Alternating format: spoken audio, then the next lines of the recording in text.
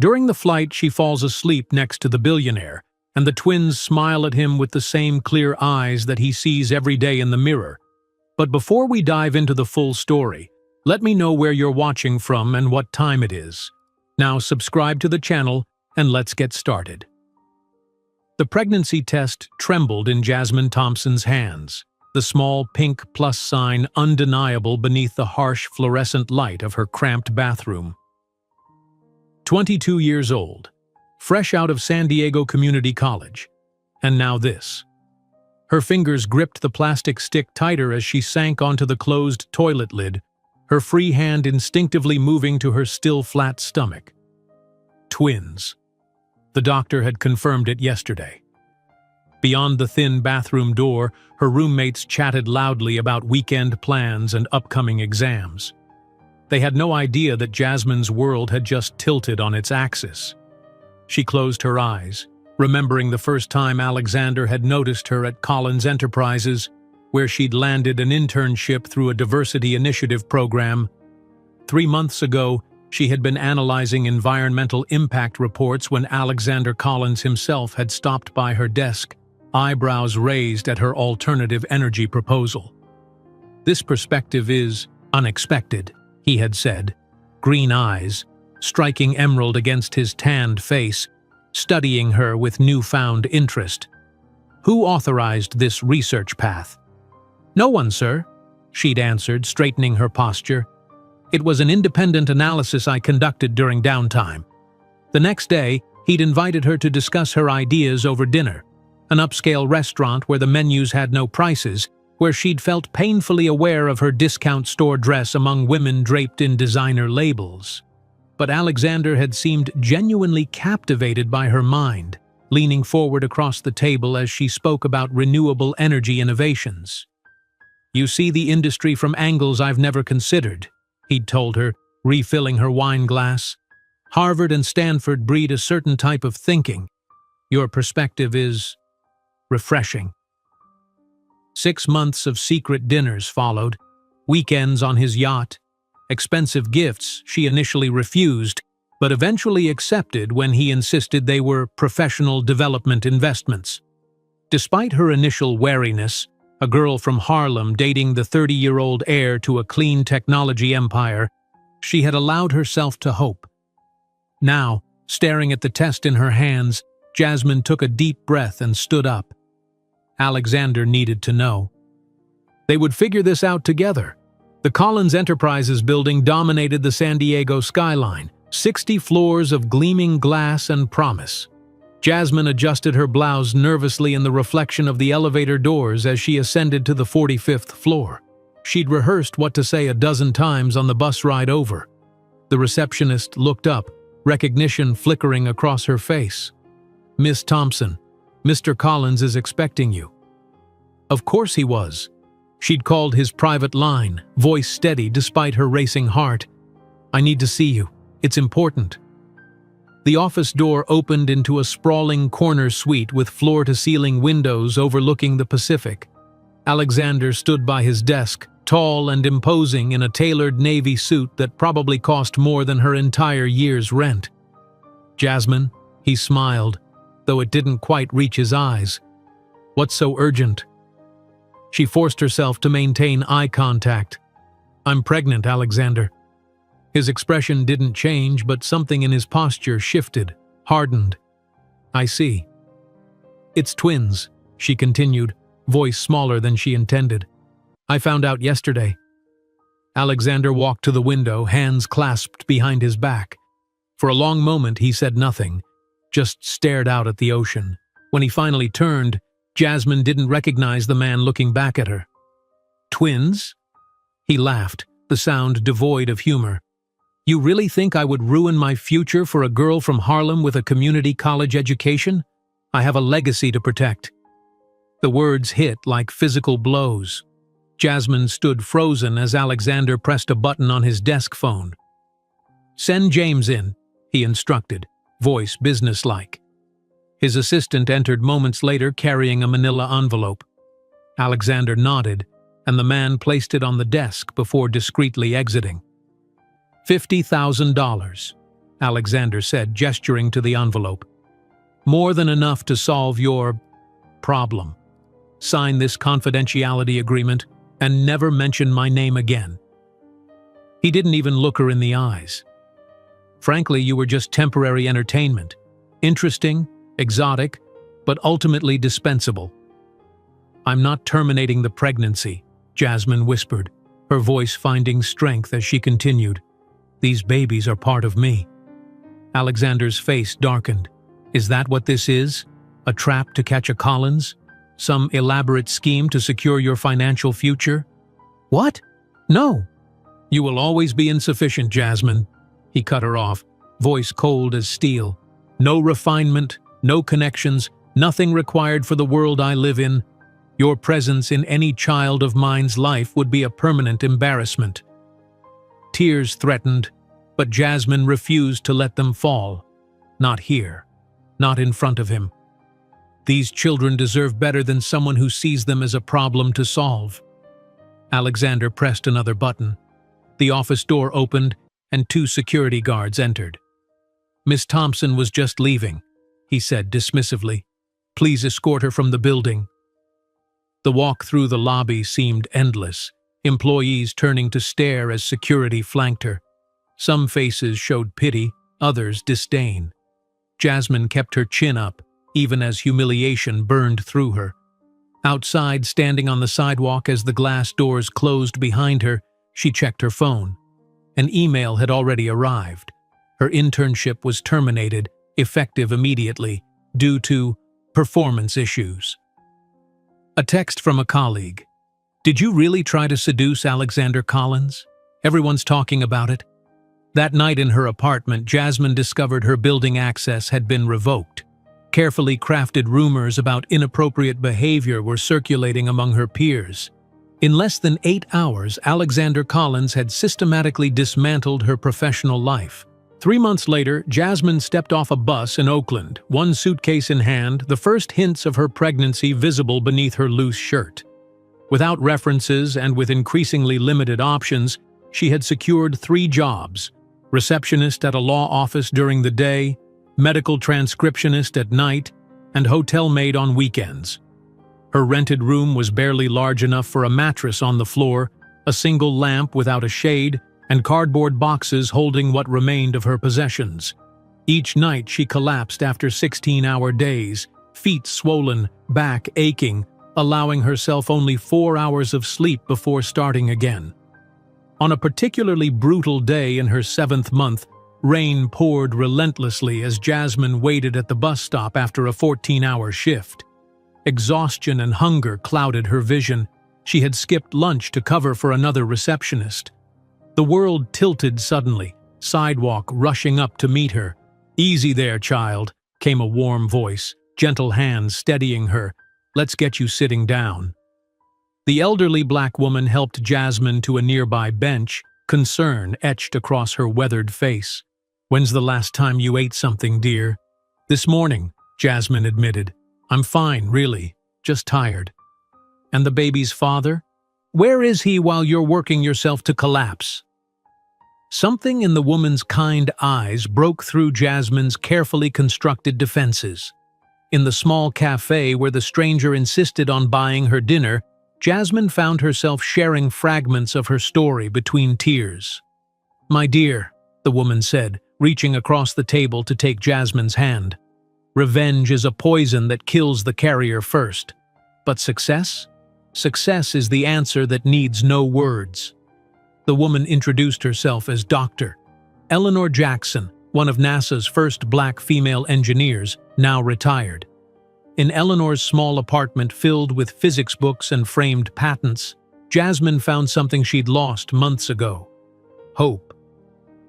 3 weeks later, in the early hours of a foggy Oakland morning, Maya and Miles Thompson were born, tiny but healthy, with identical piercing green eyes. In the hospital room, with only Eleanor by her side, Jasmine held her newborns and made a solemn vow. "You will never know a father who considered you a mistake," she whispered, kissing their foreheads. "And I promise that one day, the world will know that Alexander Collins made the biggest mistake of his life when he rejected us. 15 years later, when Alexander Collins would see the CEO of Onyx Innovation take the stage to accept Innovator of the Year, he could never have imagined he was looking at the insufficient girl he had once thrown out of his life along with his children. 15 years later, when Alexander Collins would see the CEO of Onyx Innovation take the stage to accept Innovator of the Year, he could never have imagined he was looking at the insufficient girl he had once thrown out of his life along with his children. The Oakland bus terminal smelled of exhaust and desperation. Jasmine clutched her single suitcase, the handle worn thin from her white-knuckled grip. Rain drizzled relentlessly as she studied the crumpled map, locating the address of the room she'd rented sight unseen, the cheapest she could find that accepted month-to-month payments. 4th and Elmwood, she muttered, calculating the 3-mile walk ahead. Her savings wouldn't allow for a taxi, not when every dollar needed to stretch until her first paychecks arrived. 2 weeks after Alexander's rejection, Jasmine had left San Diego entirely. The whispers had grown too loud, the closed doors too numerous. No tech company would touch her after the rumors. Whatever Alexander Collins had said about her had spread like poison through the industry networks. The next morning, Jasmine sat stiffly in a small waiting room, wearing the one blazer she owned, thankfully loose enough to conceal her 4-month pregnancy. The law firm needed a receptionist immediately after their previous one left without notice. "Your resume shows technology experience," the office manager said, frowning slightly. "Why apply for a receptionist position?" Jasmine maintained eye contact, the lie practiced. "I'm looking to explore different industries. Law interests me, and I need stability while I consider my next career steps." Not mentioned. 3 other interviews that week had ended abruptly when her former position at Collins Enterprises came up.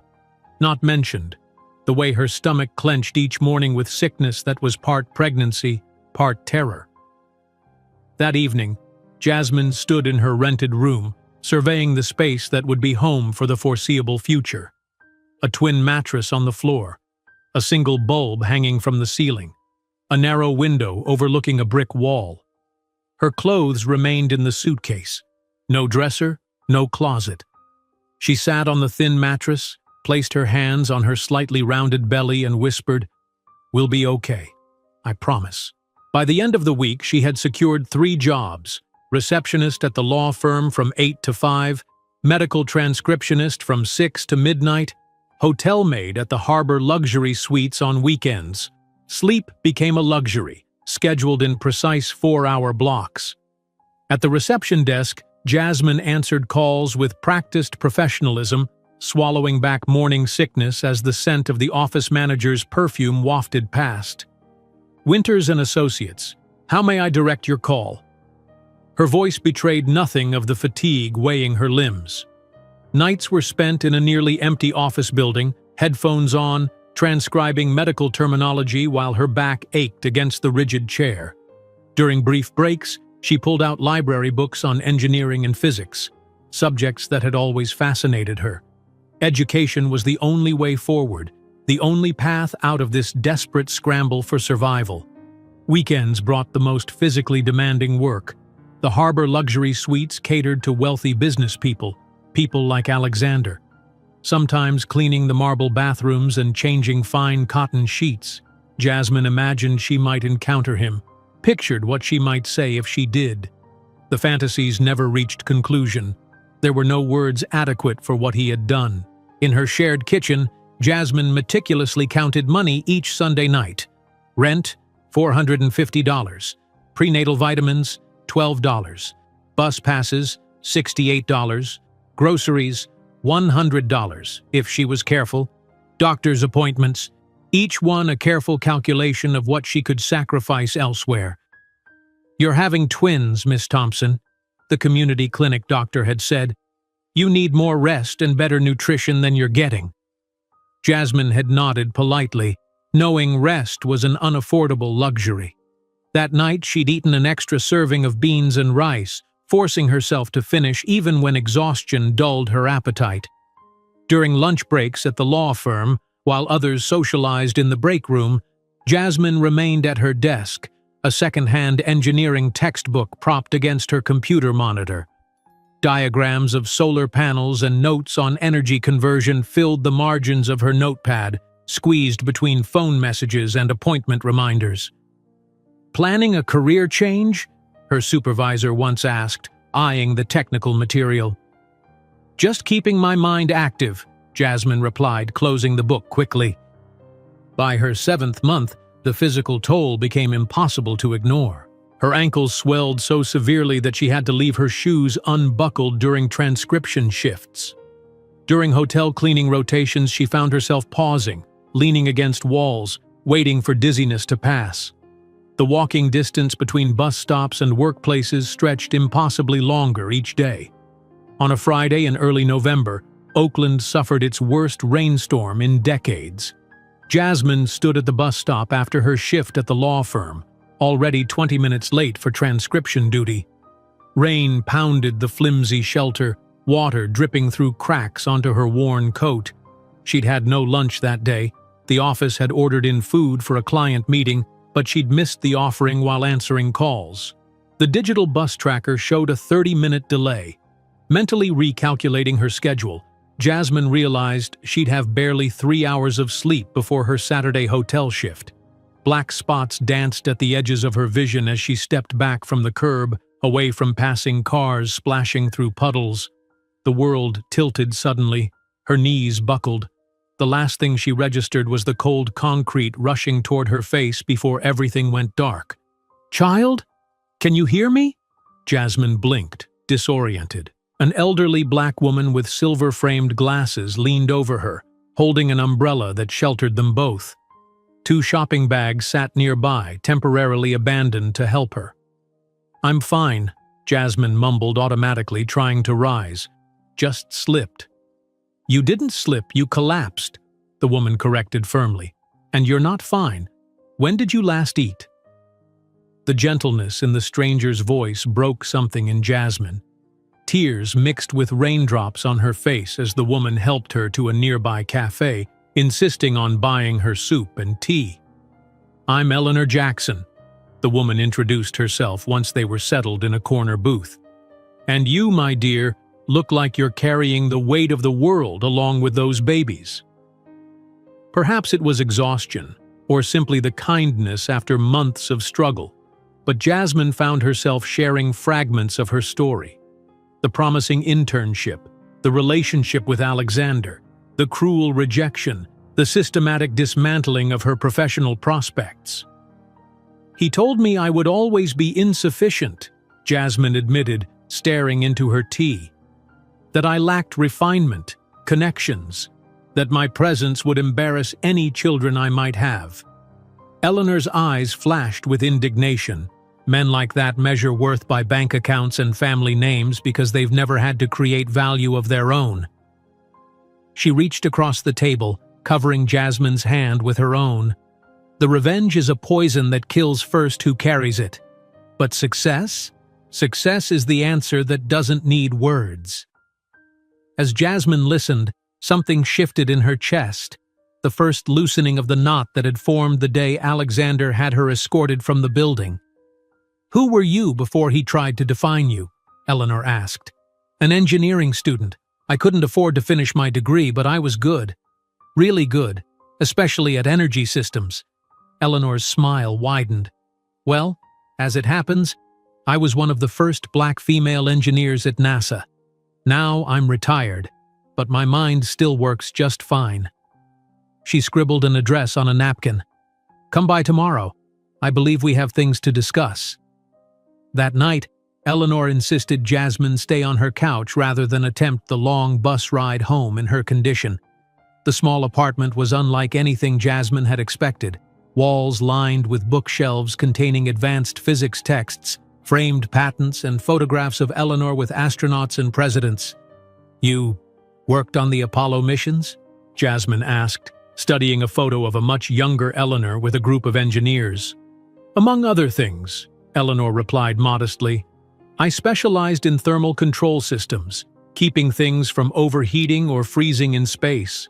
For the first time in months, Jasmine slept deeply, without the crushing weight of uncertainty pressing on her chest. In the morning, while Eleanor prepared breakfast, she found herself studying a textbook on advanced solar energy collection systems, ideas already forming in her mind. "I've been thinking about more efficient energy transfer in photovoltaic cells," Jasmine said as Eleanor set down a plate of eggs. "Current systems waste too much energy as heat." Eleanor's eyes sparkled. "Then perhaps we should discuss how to solve that problem. After breakfast, I'll show you my home laboratory." In the following weeks, a new routine emerged. Jasmine maintained her receptionist job, but with Eleanor's help found a better-paying transcription position that allowed her to work remotely. The hotel cleaning job was replaced by hours assisting Eleanor with research projects, work that paid her mind rather than merely her bills. Eleanor's small study became a sanctuary of learning. Between discussions of conductivity and energy transfer, the older woman shared stories of breaking barriers in the 1960s, of being the only woman and the only black person in rooms full of engineers who expected her to fail. "They believed I was insufficient too," Eleanor told her one evening. "Their mistake was thinking their opinion defined my capabilities." 3 weeks later, in Eleanor's spare bedroom now prepared with a proper bed and a crib waiting for the twins, Jasmine went into labor. At the county hospital, with only Eleanor at her side, she endured 20 hours of labor, finally bringing Maya and Miles Thompson into the world in the pre-dawn hours. Holding them in her arms, exhausted but triumphant, Jasmine noticed their eyes, already showing hints of the emerald green they'd inherited from Alexander. A momentary pang struck her heart, not for him, but for what these children would never know. "They're perfect," Eleanor whispered, tears in her eyes as she gazed at the newborns. "Absolutely perfect." That night, as the twins slept in the hospital nursery and Jasmine rested in the quiet of her room, she made a silent promise to her children and to herself. These children would grow up knowing only that they were wanted, valued, and enough. Always enough. And one day, Alexander Collins would recognize what he had thrown away. When the twins were 15 years old, the CEO of Onyx Innovation, who would receive the Innovator of the Year award, Jasmine could never have imagined that the eyes looking back at her from the Forbes magazine cover would be the same ones that once shed tears in that hospital room, filled with both fear and determination. When the twins were 15 years old, the CEO of Onyx Innovation, who would receive the Innovator of the Year award, Jasmine could never have imagined that the eyes looking back at her from the Forbes magazine cover would be the same ones that once shed tears in that hospital room, filled with both fear and determination. The sterile hospital room felt strangely peaceful in the pre-dawn hours. Jasmine gazed at the two tiny bundles sleeping in their clear bassinets, marveling at their perfect fingers and the soft rise and fall of their chests. Despite the exhaustion of 20 hours of labor, she couldn't sleep. These two precious beings depended entirely on her now. "You're still awake," Eleanor observed softly, entering with 2 cups of tea. The elderly woman had refused to leave, insisting that no woman should face such a moment alone. "I can't stop looking at them," Jasmine admitted, accepting the warm cup gratefully. "They're so perfect, so innocent."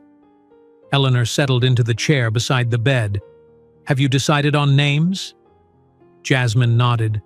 "Maya, after Maya Angelou, and Miles, after Miles Davis. 2 Black Americans who changed their worlds through excellence." "Beautiful choices," Eleanor smiled, her eyes crinkling. "Strong names for strong futures." 3 days later, they brought the twins home to Eleanor's apartment. The spare bedroom had been transformed with second-hand cribs, a changing table rescued from a thrift store, and walls freshly painted a soft yellow. Eleanor had rallied her network of retired academics and engineers who arrived with casseroles, baby clothes, and offers of support. The reality of single motherhood hit hard. Jasmine's days became an endless cycle of feedings, diaper changes, and brief periods of sleep snatched whenever both babies dozed simultaneously. She returned to her receptionist position after 6 weeks, leaving the twins with Eleanor during the day while continuing remote transcription work during their nighttime sleep. One evening, as Jasmine nursed Miles while Maya slept nearby, Eleanor set a stack of engineering textbooks on the coffee table. "The winter term at Berkeley starts in January," Eleanor announced. "I've spoken with an old colleague in the engineering department. With your community college credits and a placement exam, you could start as a sophomore." Jasmine looked up, dark circles prominent beneath her eyes. "Eleanor, I can barely manage 2 jobs and twins. College is impossible right now." "Nothing is impossible," Eleanor countered, sitting beside her. "It's merely a problem requiring an innovative solution. My pension is more than adequate for my needs. This apartment has space for all of us. Between myself and my network, we can create a support system. I can't accept that kind of charity." "It's not charity," Eleanor said firmly. "It's investment. One day, you'll do the same for someone else." The first semester was brutal. Jasmine studied during every spare moment, between feedings, during lunch breaks, on bus rides. She pinned formulas above the changing table, reciting them while changing diapers. She recorded lectures and played them through headphones while doing household chores. Many nights, she fell asleep with her face pressed against textbooks, waking only when a baby's cry pierced her exhaustion. One rainy afternoon, while the 6-month-old twins napped, Jasmine sat at the kitchen table surrounded by circuitry diagrams. Eleanor entered with the mail, including a glossy business magazine. "Thought you might find this interesting," she said, placing it before Jasmine. There on the cover stood Alexander Collins in an impeccably tailored suit, the Golden Gate Bridge behind him. The headline read, "Tech's Golden Bachelor. Collins' heir announces engagement to investment heiress." Jasmine's hands trembled as she read the article. Alexander described his vision for Collins Enterprises, his Harvard and Stanford education, and his excitement about starting a family soon with his new fiancée. Photos showed the couple at galas and on yachts, their privileged world gleaming with perfection. "He's erased us completely," Jasmine whispered, tears finally breaking through her carefully maintained composure. "Like we never existed." Eleanor placed a steadying hand on her shoulder. "What matters isn't what he believes. It's what you know to be true." That evening, after bathing the twins and settling them in their cribs, Jasmine sat on the floor between them. Maya's tiny hand gripped her finger, while Miles slept with his arms thrown dramatically overhead. "Your father thinks we're nothing," she whispered. "He believes you're mistakes, problems he solved with a check. But you are miracles. You're the best parts of me. And I promise you this. One day, he'll see what he threw away. Not because I'll seek revenge, but because we'll build something so extraordinary he won't be able to look away." This became her mantra through the sleepless nights, the grueling exams, the moments when despair threatened to overwhelm her determination. Every milestone the twins reached, first words, first steps, first full night of sleep, she documented meticulously, creating memory books that only she would ever see. The apartment transformed as the twins grew. Cribs gave way to toddler beds. The living room floor became scattered with educational toys that Eleanor sourced from teacher friends. Bath time became science time, with Eleanor demonstrating fluid dynamics using plastic cups and rubber ducks. By their first birthday, both Maya and Miles showed signs of exceptional development. Maya babbled in complex patterns that mimicked speech cadence, while Miles could stack blocks in deliberate structures that withstood his sister's enthusiastic destruction attempts. "They've got remarkable spatial awareness," Eleanor observed as Miles methodically rebuilt a tower. "And Maya's memory is extraordinary. She remembers where every toy belongs."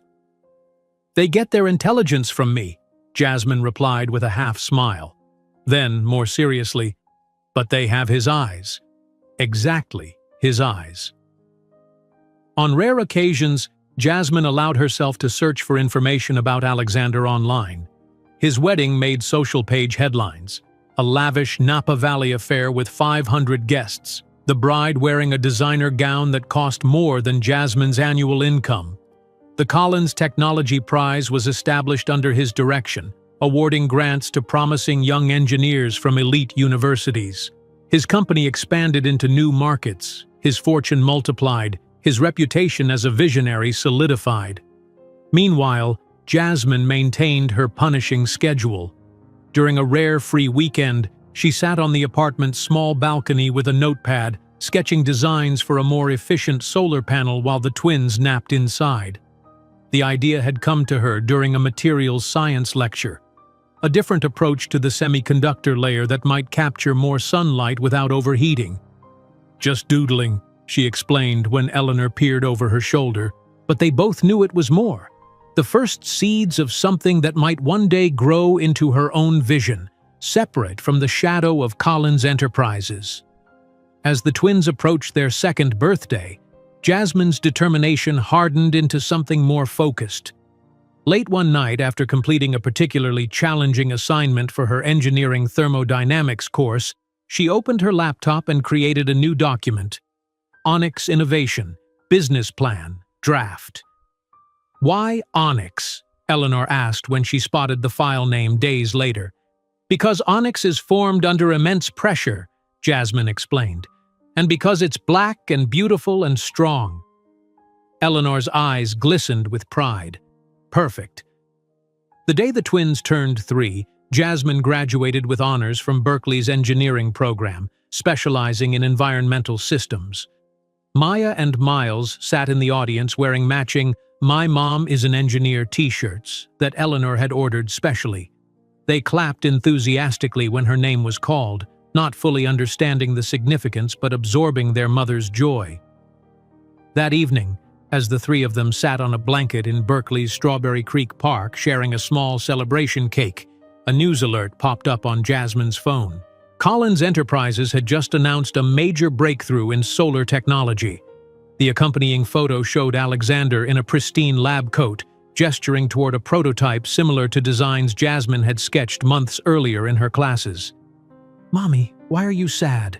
Maya asked, her little fingers touching Jasmine's cheek where a tear had escaped. "I'm not sad, baby," Jasmine replied, pulling both children close. "I'm determined.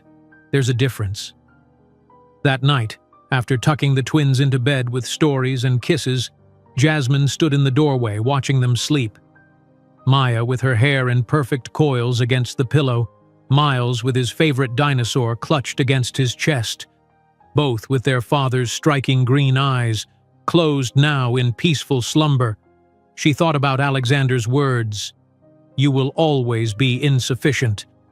The same words that once crushed her now fueled a fire that burned steady and hot. Not hatred.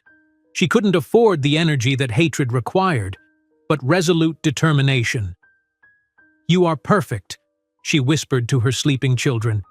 "You are loved. You are enough.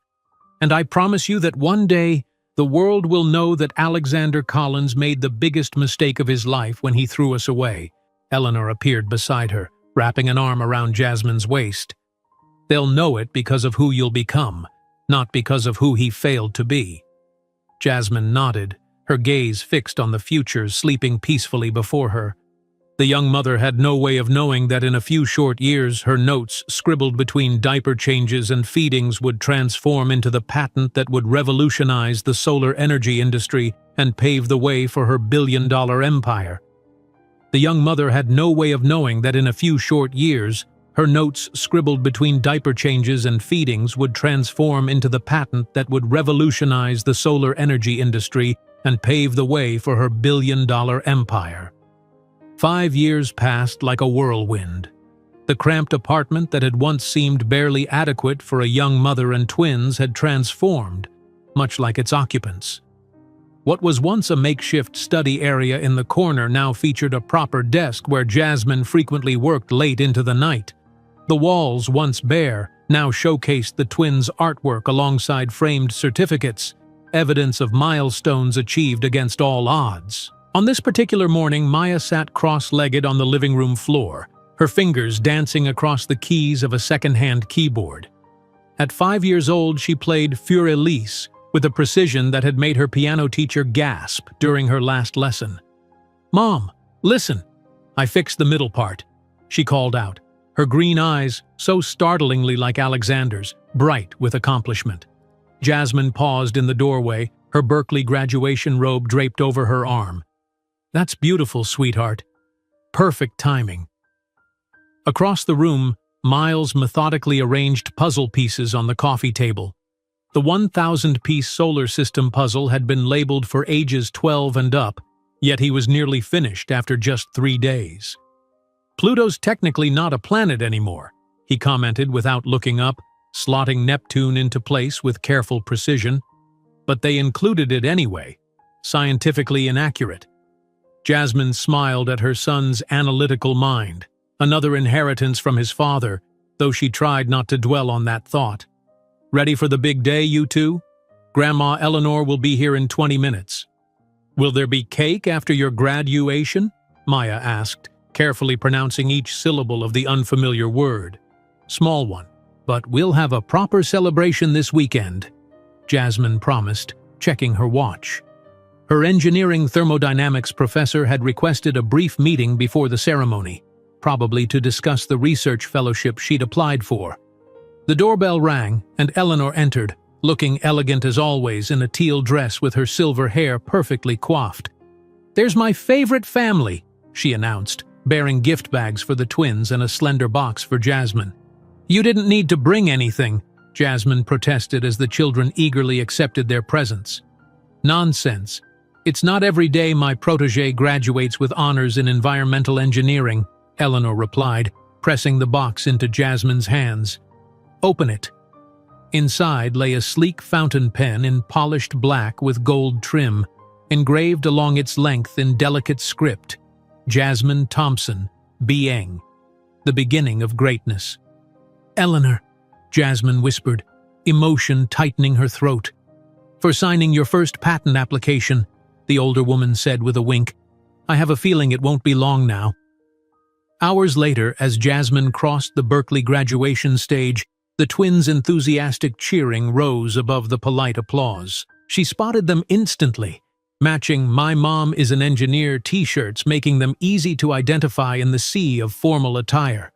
In that moment, every sleepless night, every missed social opportunity, every struggle seemed worth it.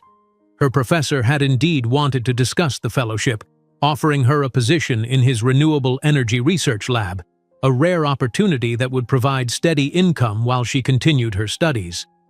As she accepted her diploma, Jasmine felt the first pieces of her carefully constructed future falling into place.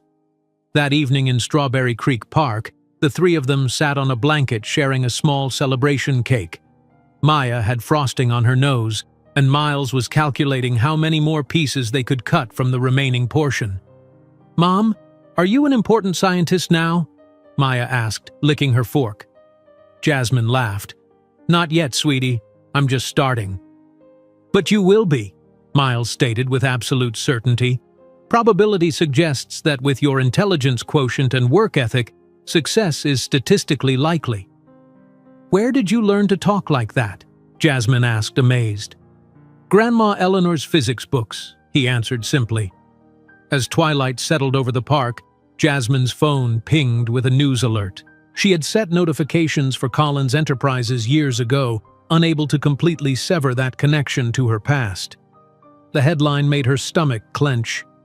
"Collins Enterprises announces breakthrough in solar technology." The accompanying photo showed Alexander in a pristine lab coat, his hand resting on a prototype that looked disturbingly similar to designs Jasmine had sketched in her advanced materials class. Same underlying concept, though his team had clearly had resources to develop it far beyond what she could accomplish in a university lab. "Mommy, why are you sad?" Maya asked, her little fingers touching Jasmine's cheek where a tear had escaped. "I'm not sad, baby," Jasmine replied, pulling both children close. "I'm determined. There's a difference." The next morning, Jasmine woke before dawn. While the twins slept, she spread her notes and sketches across the kitchen table, studying the solar panel design that had been brewing in her mind for months. Alexander's company might have resources, but she had something they didn't. A fundamentally different approach to the semiconductor layer that could potentially capture 40% more sunlight without overheating. When Eleanor shuffled in for her morning coffee, she found Jasmine surrounded by calculations. "Couldn't sleep?" the older woman asked. "I had an idea," Jasmine replied, not looking up, "about improving the conversion efficiency by restructuring the silicon lattice at the quantum level." Eleanor peered over her shoulder, eyes widening as she absorbed the calculations. This could work. Actually, this could be revolutionary. Over the following months, Jasmine divided her time between the research lab, caring for the twins, and refining her solar panel design. The research fellowship provided stability, while Eleanor's guidance helped navigate the complex world of materials science. One unremarkable Tuesday afternoon changed everything. Working in the university lab during her lunch break, Jasmine accidentally knocked over a solution she'd been experimenting with. The liquid spread across a test panel, creating an unexpected reaction with the substrate. Initial readings showed a stunning 30% increase in efficiency. "It was an accident," she admitted to Eleanor that night, excitement making her voice tremble as she shared the test results. "Penicillin was an accident too," Eleanor replied with a smile. "Science rewards the prepared mind that recognizes significance in the unexpected." For 3 weeks straight, Jasmine slept barely 3 hours nightly, working to reproduce and refine the reaction under controlled conditions. The twins noticed her exhaustion but adapted with remarkable resilience. Maya began preparing simple breakfasts without being asked, while Miles created a scheduling chart to help everyone track their responsibilities. Then came the moment of truth. At 3 a.m. in the deserted university lab, Jasmine ran the final test on her prototype. The efficiency readings climbed steadily, 20%, 30%, 35%, finally stabilizing at 42% above industry standard. "It works," she whispered to the empty room, then laughed aloud, dancing between lab benches in euphoric celebration. Years of struggle, of doubt, of pushing against the words Alexander had branded into her psyche, "You will always be insufficient," culminated in this moment of undeniable triumph. 2 weeks later, Jasmine sat across from a representative of Suntech Industries, one of the largest solar manufacturers in California. He studied her prototype and test results with growing interest. "These numbers are impressive, Ms. Thompson. If they hold up in production scaling, this technology is valuable. We're prepared to offer $200,000 for exclusive rights to the patent." The figure hung in the air between them. $200,000. Enough for a proper apartment, private school for the twins, an end to the constant financial tightrope walk. "It's a generous offer for someone in your situation," the representative added, his eyes briefly dropping to the worn edges of her blazer, the scuffed shoes she hadn't had time to replace.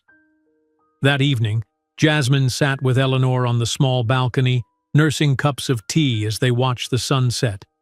She described the offer, the temptation, the relief it would bring. "What does your gut tell you?" Eleanor asked simply. "That this is just the beginning. That selling now would be settling for crumbs when I could build something substantial." Jasmine sighed, leaning back in her chair. "But that's a gamble. 200,000 is real, immediate security."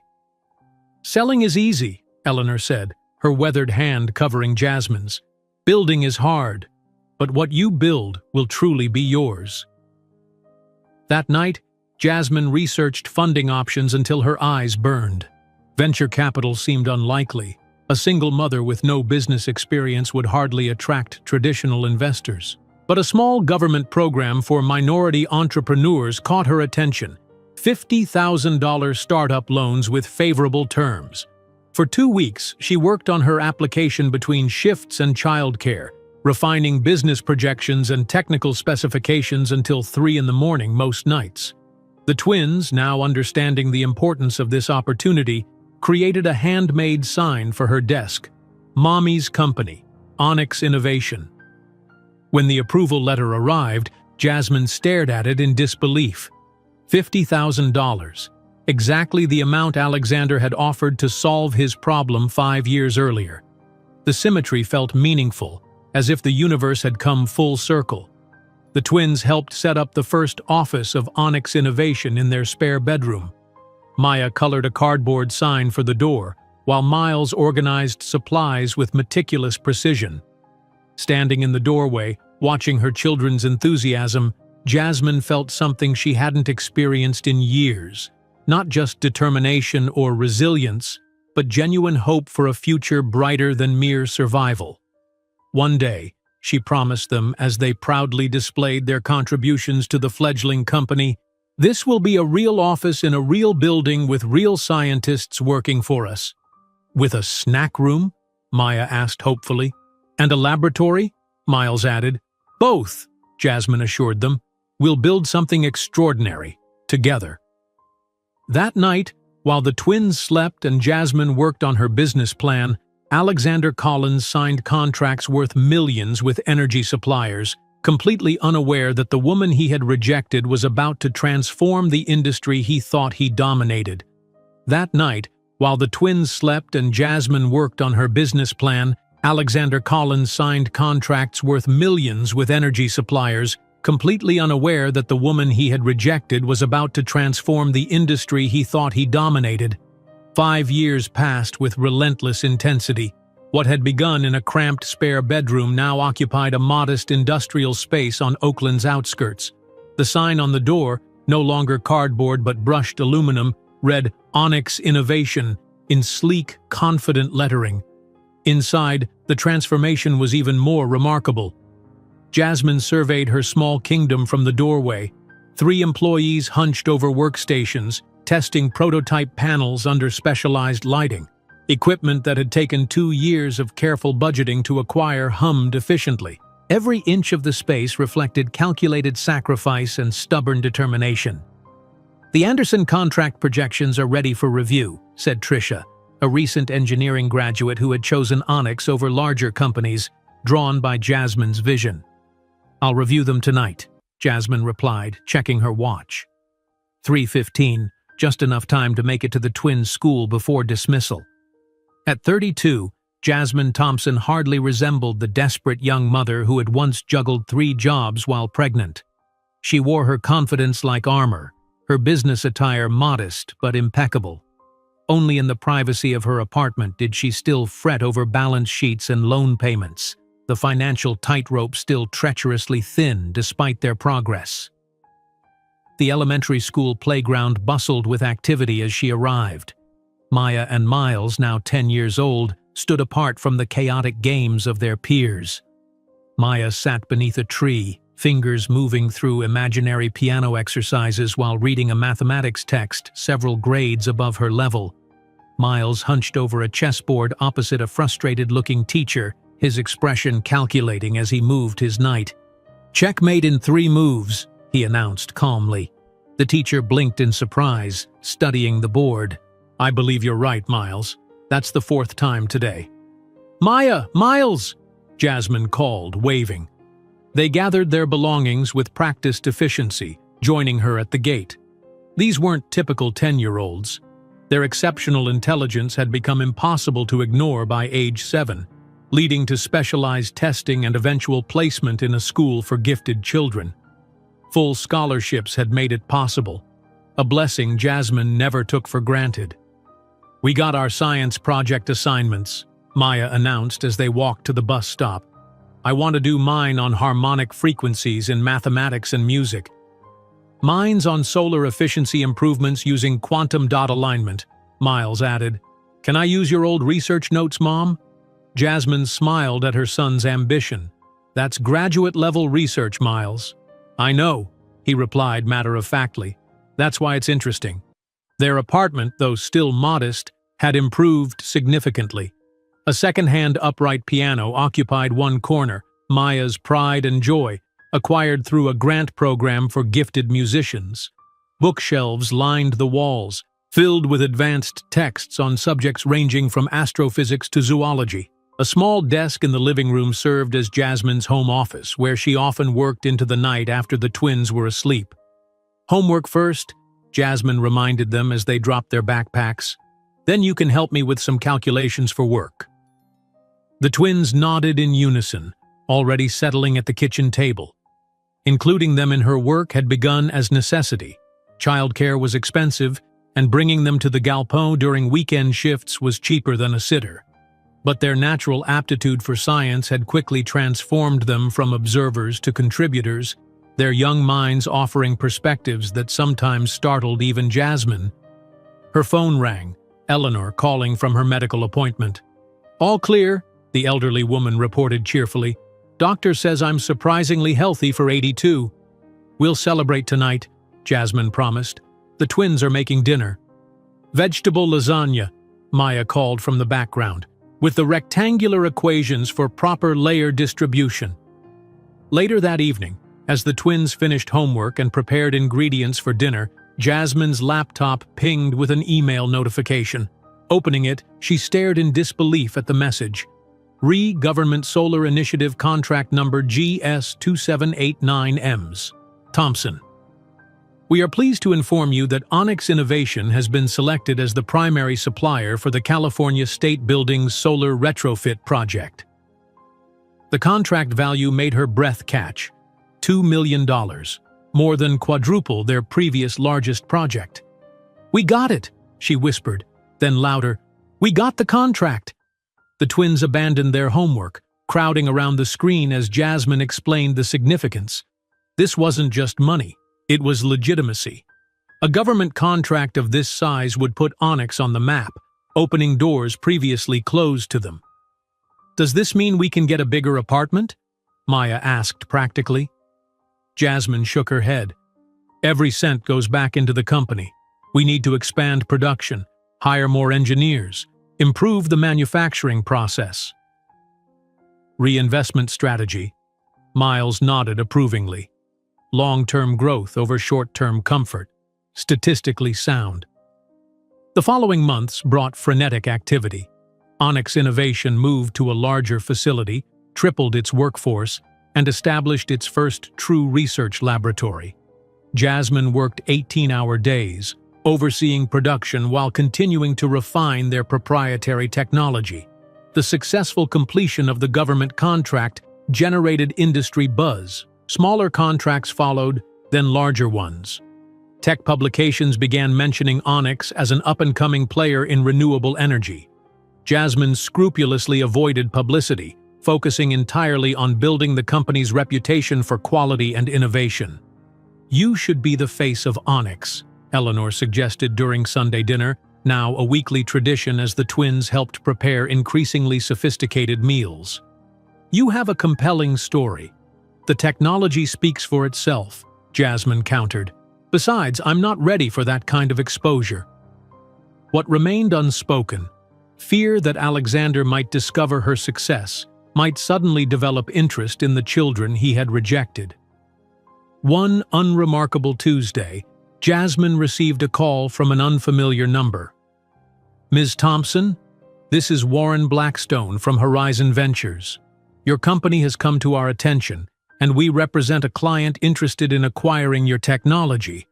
We're prepared to offer $220 million. The figure was so astronomical it seemed fictional. Jasmine requested the offer in writing, her voice betraying nothing of her shock. When the formal offer arrived, it came from an anonymous shell corporation. No identifying information about the true buyer, only legal language and the staggering figure, $220 million.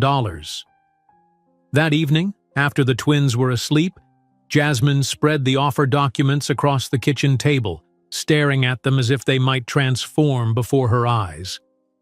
$220 million, she whispered to the empty room. It was freedom, security, the end of financial worry. Enough money to send the twins to any university in the world, to buy a proper house, to create trust funds ensuring they would never struggle as she had. It was also surrender. The door opened quietly as Maya padded into the kitchen for water, stopping when she saw the documents. "What are those?" she asked, green eyes, so like Alexander's, curious in the dim light. Someone wants to buy our company, Jasmine explained, pulling out a chair for her daughter. For a lot of money. Maya scanned the documents with remarkable comprehension for a 10-year-old. Are you going to sell? I'm thinking about it. We could have a real house. You could have a better piano, private lessons with the best teachers. But you wouldn't be running Onyx anymore, Maya observed. No, I wouldn't. Miles appeared in the doorway, apparently awakened by their voices. What's happening? Jasmine explained again while he studied the papers with analytical precision. Statistically, the value of the company will double in 3 years if we maintain our current growth rate, he noted. This offer undervalues our future potential. Maya looked at her mother intently. You built this from nothing, Mom. It's not just money, it's your dream. Jasmine gazed at her children, startled by their insight. In Alexander's world, the decision would be simple. Take the money, maximize immediate gain. But the values she'd instilled in the twins, perseverance, vision, integrity, now reflected back at her through their earnest faces. The next morning, Jasmine sent her response. Thank you for your interest, but Onyx Innovation is not for sale at any price.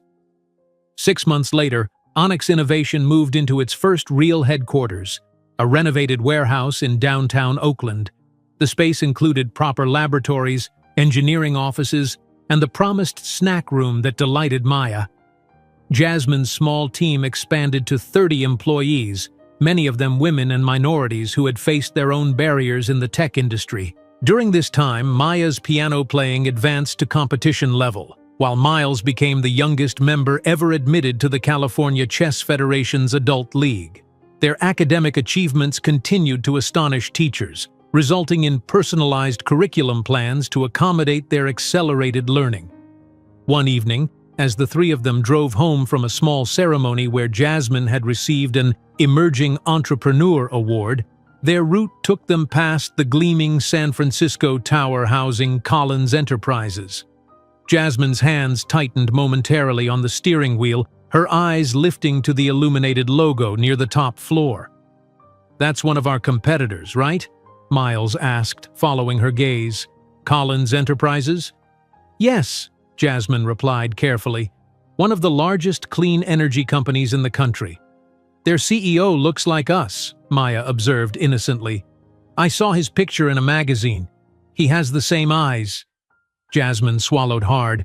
Many people have green eyes, sweetheart. Later, looking at the framed Emerging Entrepreneur certificate on her desk, Jasmine felt a surge of quiet satisfaction.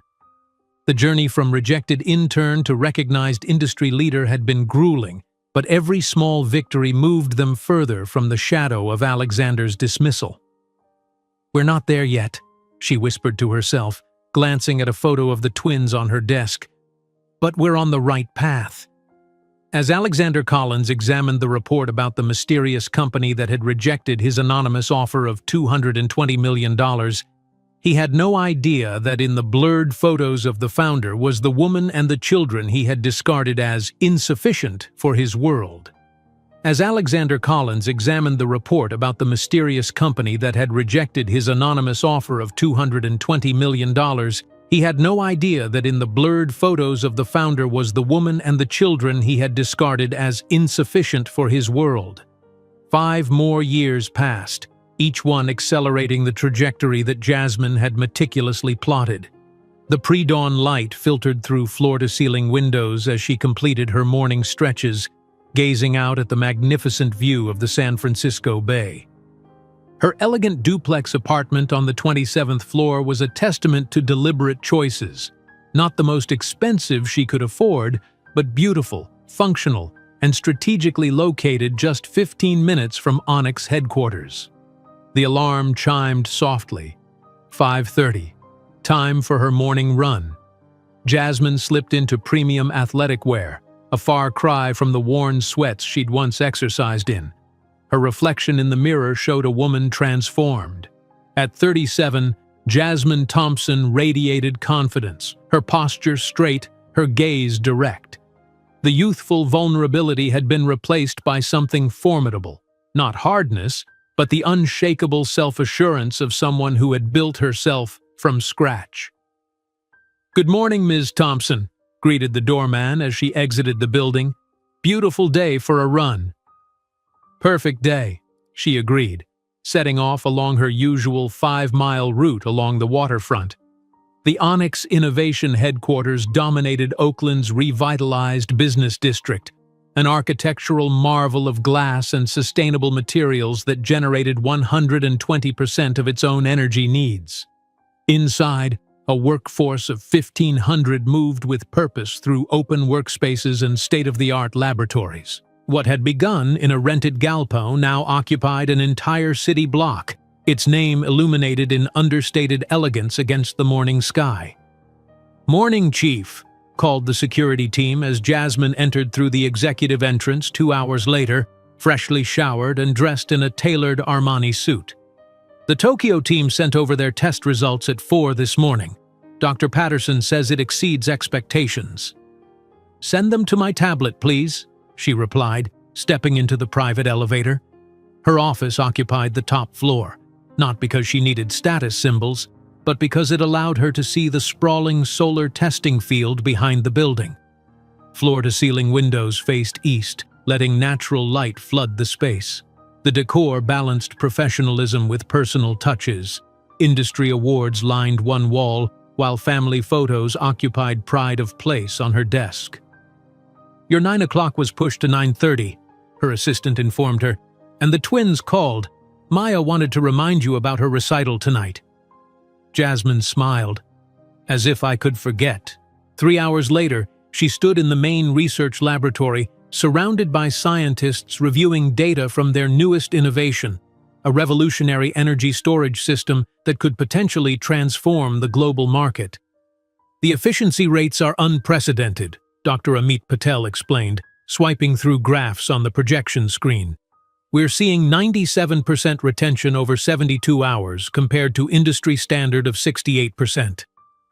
"And production costs?" Jasmine asked, ever practical. "Initially higher by 20%, but economies of scale should reduce that to 7% within 18 months. "Perfect. Prepare the final presentation for London. I want to be absolutely certain the numbers hold before we unveil." This was how Jasmine had built Onyx, methodically, meticulously, leaving nothing to chance. Every innovation thoroughly tested, every claim verifiable. No exaggerations, no smoke and mirrors, just revolutionary technology that delivered exactly what was promised. The afternoon brought a video conference with investors, many of whom had been skeptical when Jasmine first sought funding. Now they listened with rapt attention as she outlined expansion plans into Asia and Europe. The Onyx stock price had increased 40% in the past quarter alone, outperforming every competitor in the renewable energy sector, including Collins Enterprises. A notification pinged on her tablet. Maya's recital would begin in 90 minutes. No matter how demanding her schedule became, Jasmine never missed her children's events. Not once in 14 years. The prestigious Merriweather Concert Hall was already filling with parents and classical music enthusiasts as Jasmine slipped into her reserved front-row seat. At 14, Maya Thompson had become something of a local phenomenon, the youngest pianist ever invited to perform with the Bay Area Symphony. When Maya emerged on stage in a midnight blue gown, her posture perfect and confidence evident, the audience fell silent. Her fingers touched the keys, and Chopin's Ballade No. 1 filled the hall. The complexity of the piece would challenge seasoned pianists twice her age, yet Maya played with both technical precision and emotional depth that belied her years. Jasmine felt her chest tighten with pride. This brilliant, poised young woman was the same tiny infant she had once cradled in a hospital room, promising a better life against impossible odds. After the standing ovation, Jasmine met Maya backstage, enveloping her in a careful hug to avoid crushing her gown. "You were magnificent," she whispered. "Did you notice I resolved the difficulty in the coda section? I applied the mathematical sequence we discussed," Maya replied, always seeking to improve, to perfect. Perfect is boring, Jasmine reminded her with a smile. Innovation comes from the unexpected. They drove directly from the concert hall to Miles's chess tournament at Stanford University. At 14, Miles had already achieved the rank of international master, and tonight he competed against opponents more than twice his age in the California State Championship. The tournament hall was hushed, spectators watching various matches with intense concentration.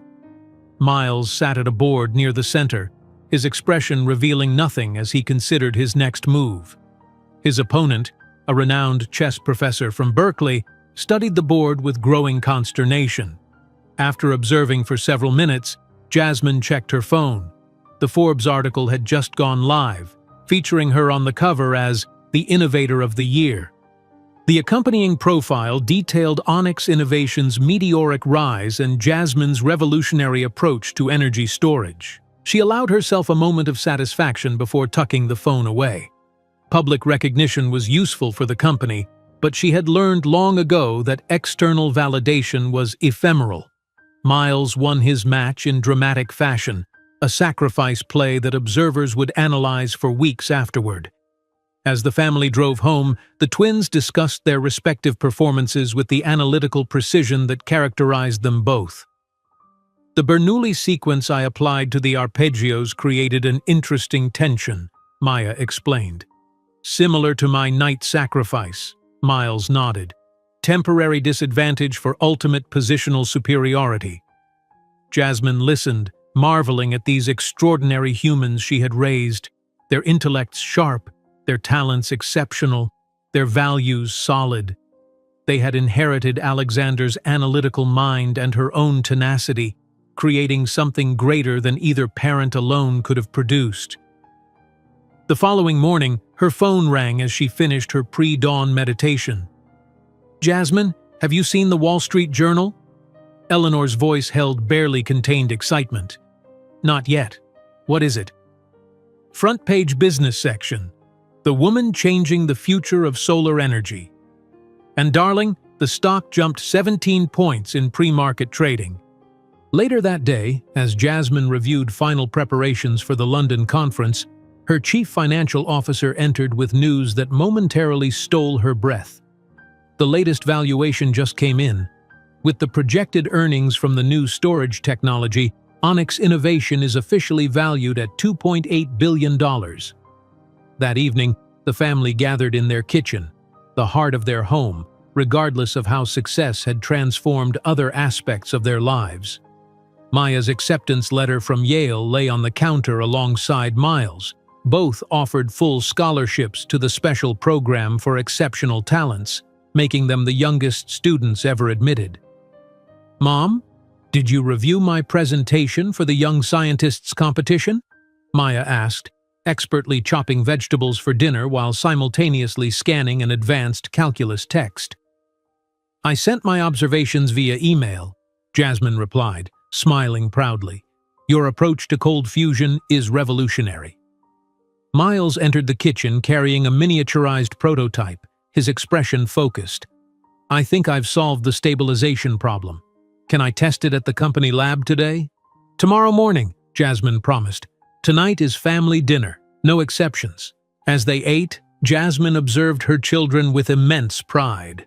They had never known want or fear, never doubted their value, never questioned their place in the world. Everything Alexander had predicted, that they would be embarrassed by her, limited by her background, had proven spectacularly wrong. The following day at the executive airfield, Jasmine finalized details for her London presentation, while the twins enthusiastically discussed the project they would develop during the trip. The private jet awaiting them represented not extravagance but efficiency. Jasmine's time was too valuable to waste on commercial flight schedules. "Ms. Thompson, your jet is ready," the runway assistant informed her. "They just completed some last-minute maintenance and changed the numbering. It's the one on the right." Distracted by the presentation on her tablet, Jasmine nodded and guided the twins toward the indicated aircraft. As they climbed the steps, she remained absorbed in the document, mentally rehearsing key points for her keynote address. Only after settling into the luxurious cabin did Jasmine finally look up from her tablet and freeze completely. Seated in a leather armchair with emerald green eyes identical to her children's was Alexander Collins, now 45, staring at her with absolute disbelief. "Jasmine?" His voice echoed in the sudden silence of the cabin. The airport employee realized his mistake too late. He had directed the Thompson family to the wrong jet. Alexander Collins' jet, also departing for the same conference in London. The airport employee realized his mistake too late. He had directed the Thompson family to the wrong jet. Alexander Collins' jet, also departing for the same conference in London. Time seemed to crystallize in that moment. Jasmine felt her body go rigid, her grip tightening around her tablet until her knuckles whitened. 15 years dissolved in an instant. The man before her had aged. Fine lines radiated from the corners of his eyes, and threads of silver now streaked through his dark hair. But those emerald eyes remained unchanged. The same eyes that had once looked through her as if she were invisible while security escorted her from his building. "Jasmine?" Alexander repeated, his voice carrying traces of disbelief and something else. Recognition dawning as his gaze shifted from her to the twins standing just behind her. Maya and Miles, sensing their mother's sudden tension, moved closer. Neither had ever seen Jasmine Thompson speechless. "Ms. Thompson, I deeply apologize for the confusion," the flight attendant intervened, appearing from the galley. "There was a last-minute change in aircraft assignments. We can escort you to your correct jet immediately." Jasmine remained frozen, her mind racing to process this collision of worlds she had spent 15 years keeping separate. The fine wool of her Armani suit suddenly felt like armor against Alexander's scrutiny, so different from the discount store blazer she had worn the last time those green eyes had assessed her worth. Alexander rose smoothly from his seat, his height and bearing still commanding. "No need to rush off on my account. It seems we've had a fortuitous scheduling error." His business smile appeared, practiced, calculated. "We're all heading to the same conference, I presume. It would be efficient to share the flight. My jet has plenty of space." The familiar cost-benefit analysis in his tone sent a wave of nausea through Jasmine. 15 years, and he still evaluated everything through the cold lens of efficiency and convenience. She found her voice, professional and distant.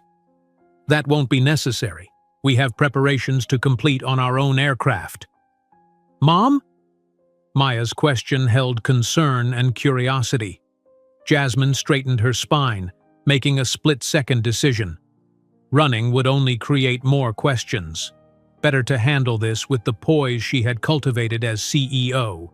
"Maya, Miles, this is Alexander Collins, CEO of Collins Enterprises, a competitor." Her tone conveyed nothing beyond professional acknowledgement. "Mr. Collins, these are my children." Alexander's eyes swept over the twins, pausing on their faces. The shock was visible only in the slightest widening of his pupils as he registered the unmistakable green eyes, identical to his own, staring back at him with intelligent curiosity. His gaze lingered, calculating their age with mathematical precision. "A pleasure," he managed, his voice slightly hoarse. "You both resemble your mother." Miles, ever analytical, tilted his head slightly. "Statistically improbable. We share very few physical characteristics with our mother beyond basic structural elements. Our genetic phenotype appears to favor our paternal line significantly." Alexander blinked, clearly taken aback by the clinical assessment from a 14-year-old. "We should go," Jasmine said firmly. "The conference schedule is tight." "Actually," the flight attendant interjected apologetically, "there's a small complication. Your jet requires an additional safety check that will delay departure by at least 3 hours.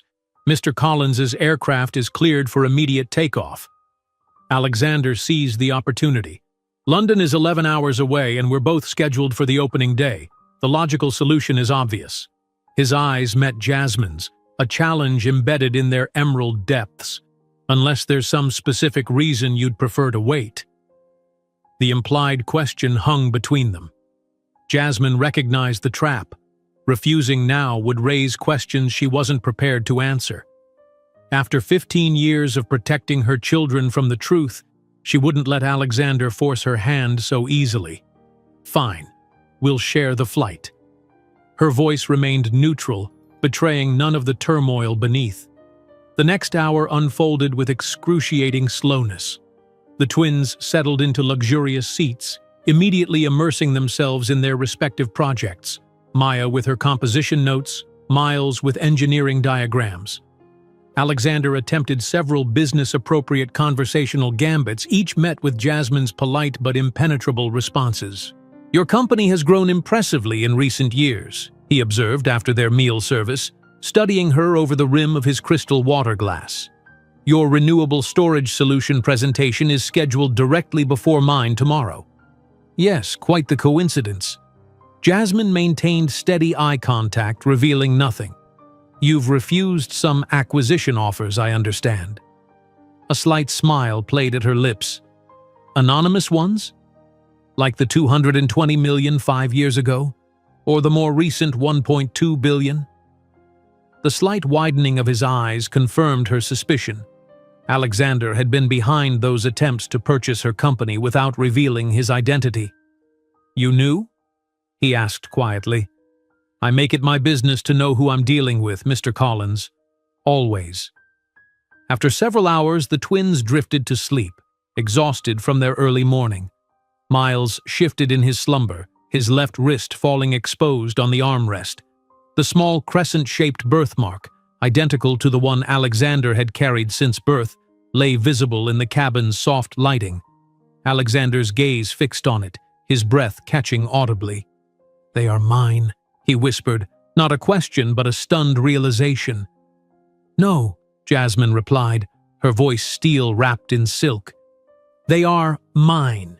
You abdicated any right the moment you offered money to solve the problem and had me escorted from your building." "Jasmine, Ms. Thompson," she corrected him coldly. "We are business colleagues at best, Mr. Collins. Any other connection between us expired 15 years ago." "They have my eyes, my mother's musical talent." His gaze drifted to Maya's composition notebook, visible on her tray table. "My father's analytical mind." He nodded toward Miles' engineering sketches. "They have their own talents," Jasmine countered. "Their own minds, their own futures." "Futures I should have been part of," he ventured. "You made your choice quite clear. Insufficient. Embarrassment. Problem to solve. Your words, not mine." The remainder of the flight proceeded in excruciating tension. Jasmine busied herself with presentation preparations while Alexander alternated between staring out the window and stealing glances at the sleeping teenagers. When the twins awakened, they sensed the charged atmosphere but maintained the politeness Jasmine had instilled in them, answering Alexander's careful questions about their studies and achievements with reserved courtesy. The aircraft touched down at London Heathrow as dawn broke over the city. The private terminal provided swift processing, allowing the parties to separate with minimal interaction. As Jasmine gathered her children and their luggage, Alexander made one last approach. "We need to talk about this, Jasmine," he said, voice low enough that the twins couldn't hear as they walked slightly ahead. "They're my children too." Jasmine turned to face him fully, her posture impeccable in her tailored travel suit. "Biologically, perhaps. Legally and emotionally, no. You chose your path 15 years ago, Alexander. We chose ours. I had no idea that they would become prodigies, that I would build a company rivaling yours, that rejecting us would eventually become your greatest miscalculation." Her smile held no warmth. "That's the fascinating thing about insufficient people, Alexander. Sometimes they accomplish things beyond your limited imagination."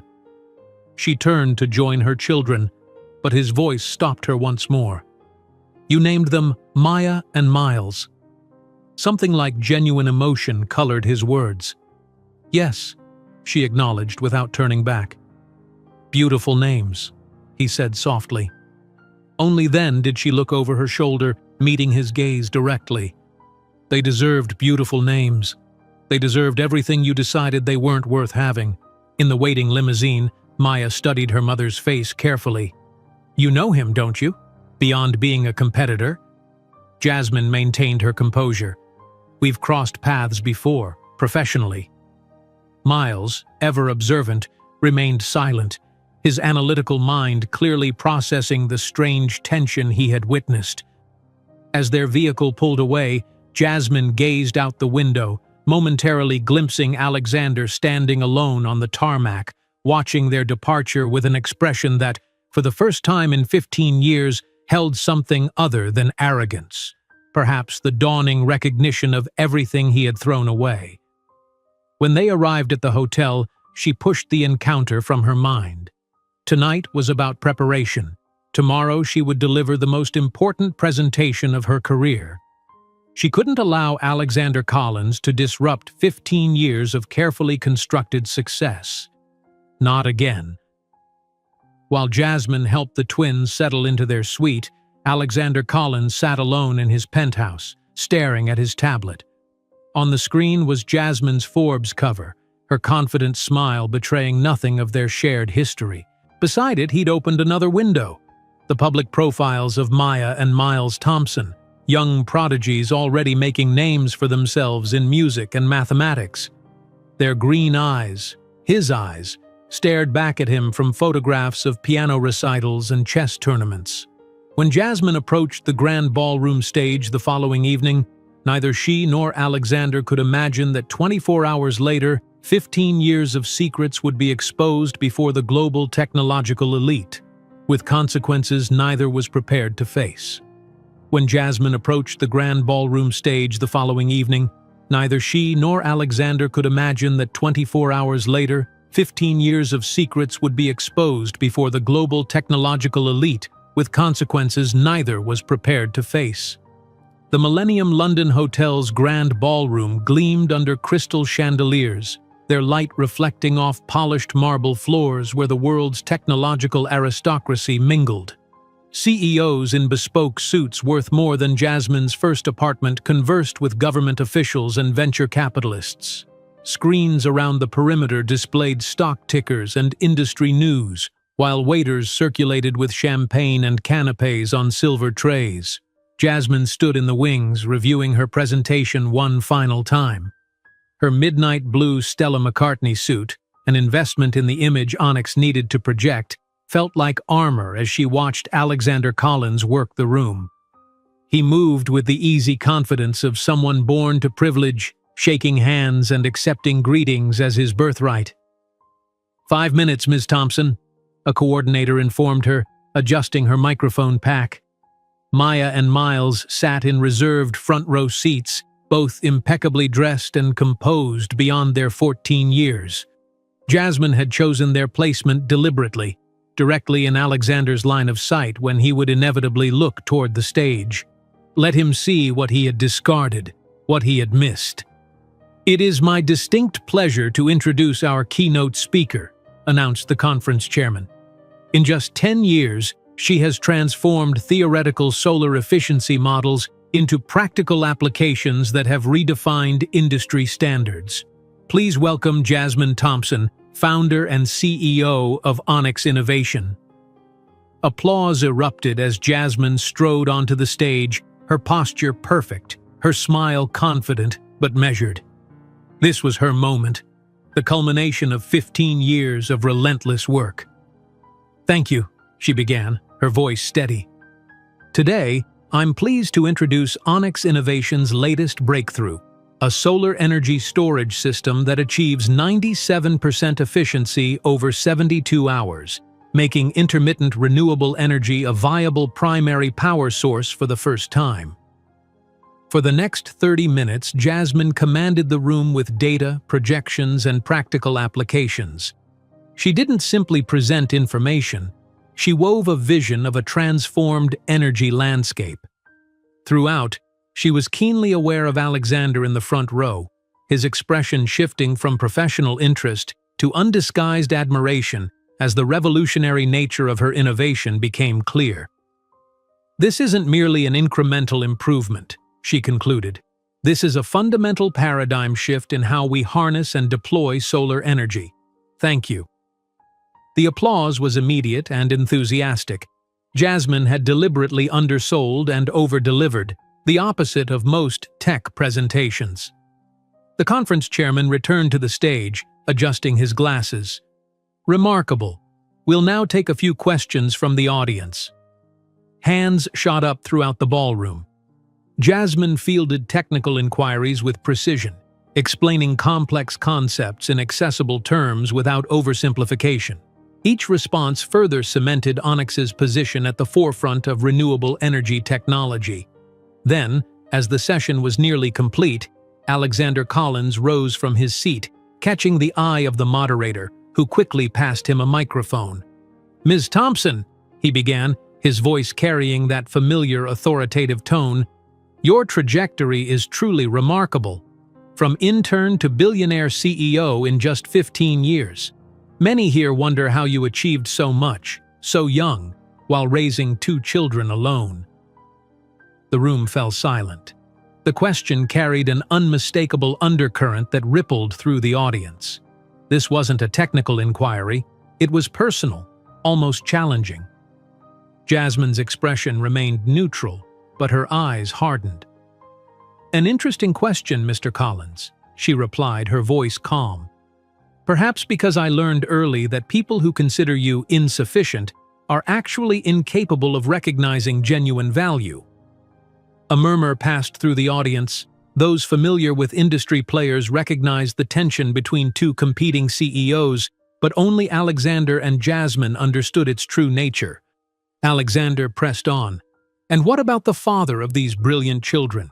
Surely he must want to be part of—" "Allow me to interrupt and clarify something for everyone present," Jasmine said, her voice gaining strength.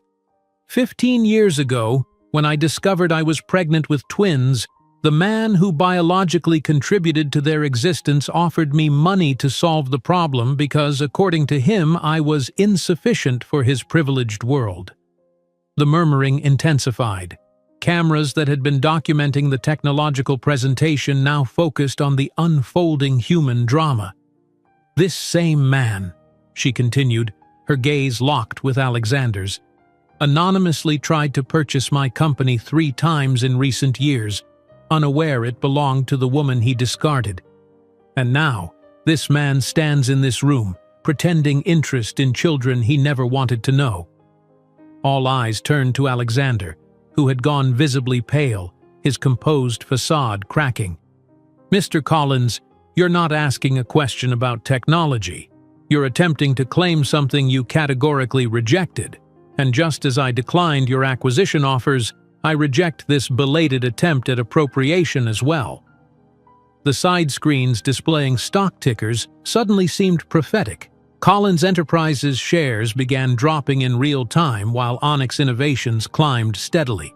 The visual metaphor of their power reversal couldn't have been more dramatic. Alexander stood frozen, microphone still in hand, as photographers captured the moment. In the front row, Maya and Miles watched with identical expressions of shock, their brilliant minds rapidly connecting dots they'd never been given.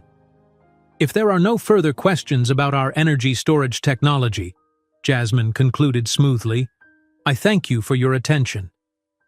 The applause that followed was awkward, uncertain, as attendees processed the bombshell revelation. Jasmine descended from the stage with measured steps, gathering Maya and Miles with a gentle touch on each shoulder as she passed their seats. "Let's go," she whispered, guiding them toward a side exit where security waited to escort them back to their suite. Once inside their hotel room, the composed facade Jasmine had maintained crumbled slightly. She sank onto the sofa, hands trembling now that they were hidden from public view. "That was Alexander Collins," Maya stated, not a question but a realization. "He's our father." Jasmine nodded slowly. "Yes." "You told us our father died before we were born," Miles said. his analytical mind visibly processing this new data against 15 years of understanding. That was a deliberate falsehood. It was, Jasmine admitted. I thought I was protecting you. From what? Maya demanded, tears forming in her eyes. From knowing we were rejected? Or from knowing he's alive and never wanted us? The rawness in her daughter's voice pierced Jasmine more deeply than Alexander's words ever had. Both, she answered honestly. I thought the truth, that your biological father considered you a problem to be solved with money, would hurt more than believing he was simply gone. Maybe that was wrong. Maybe you deserved the truth. Miles paced the room, hands clasped behind his back in the same way Alexander had stood on the jet. He looked at me, at us, like he was seeing ghosts. He never knew you existed, Jasmine clarified. He knew I was pregnant, but he assumed I followed his suggestion to terminate. I never contacted him again after that day. So he's just discovering he has children, Maya reasoned, wiping away tears with angry swipes. Teenage children who are already accomplished in ways he can quantify and value. Her perceptiveness startled Jasmine. Yes. If we had been ordinary, Miles concluded, would he have shown any interest today? Before Jasmine could answer, the hotel phone rang. The concierge informed her that deliveries were arriving for the Thompson family. Multiple deliveries. Within an hour, their suite overflowed with elaborate flower arrangements, gift baskets, and a series of envelopes bearing the Collins Enterprises logo. Jasmine instructed the staff to refuse any further deliveries. Do you want to read his letters? She asked the twins. Maya shook her head vehemently. He had 15 years to write to us. Miles, however, picked up one envelope, studying it with scientific detachment. I'm curious about his reasoning, his justifications. It's data, essentially. That night, as the twins finally slept in their connecting room, Jasmine sat by the window overlooking London's twinkling skyline. Her phone hadn't stopped buzzing with notifications, email requests from journalists, text messages from board members, alerts about Onyx's stock surge and Collins Enterprises' plummet. A soft knock at the suite door roused her from thought. Through the peephole, she saw Alexander standing in the hallway, looking haggard and diminished. The perfectly tailored suit from the conference hung slightly loose, as though he had physically shrunk in the hours since her revelation. After a moment's hesitation, Jasmine opened the door. You have exactly 2 minutes and 53 seconds, she informed him coldly, which is precisely how long it took you to decide we weren't worthy of your precious Collins name. When Jasmine had opened her hotel room door to Alexander Collins, standing haggard in the hallway, she couldn't have imagined how the next 24 hours would shatter 15 years of carefully constructed narratives, forcing a reckoning that would affect not just their personal lives, but the futures of two corporate empires now irrevocably intertwined. When Jasmine had opened her hotel room door to Alexander Collins, standing haggard in the hallway, she couldn't have imagined how the next 24 hours would shatter 15 years of carefully constructed narratives, forcing a reckoning that would affect not just their personal lives, but the futures of two corporate empires now irrevocably intertwined. Morning light streamed through the suite's windows as Jasmine stared at her tablet in disbelief. Headlines dominated every major business publication. Herdero Collins exposed, abandoned prodigy children and billionaire CEO. The silent revenge, how Jasmine Thompson built an empire while raising Alexander Collins' rejected children. Notifications flooded her phone faster than she could dismiss them. Mom? Maya stood in the doorway of the connecting room, still in her pajamas, her tablet clutched against her chest. We're trending on Twitter. Miles appeared behind his sister, already dressed, his expression analytical. The Collins Enterprises stock has dropped 27% since market opening. Ours is up 19%. Jasmine set her tablet down, forcing calmness into her voice. Come sit. We need to talk. The twins settled on the opposite sofa, their identical emerald eyes, Alexander's eyes, watching her with an intensity that made her heart ache. For 15 years, she had protected them from this truth, believing the story of a dead father was kinder than rejection. Now, she faced the consequences of that decision. "Why did you lie about him being dead?" Maya asked, tears threatening but held back by sheer will, another trait she shared with her mother. "Why didn't you tell us the truth?" Jasmine reached for their hands, a gesture she'd used to comfort them since infancy. "To protect you from what I thought was a more painful truth, that he chose not to be in your lives." She swallowed hard. "Perhaps it was wrong. You deserved the truth. He considered us an error, yet we became prodigies," Miles observed, his voice carrying the clinical precision that helped him process emotional complexities. "There's a mathematical irony in this." The hotel phone rang again, the fourth time in 30 minutes. Jasmine's personal assistant apologized for the interruption but needed immediate guidance.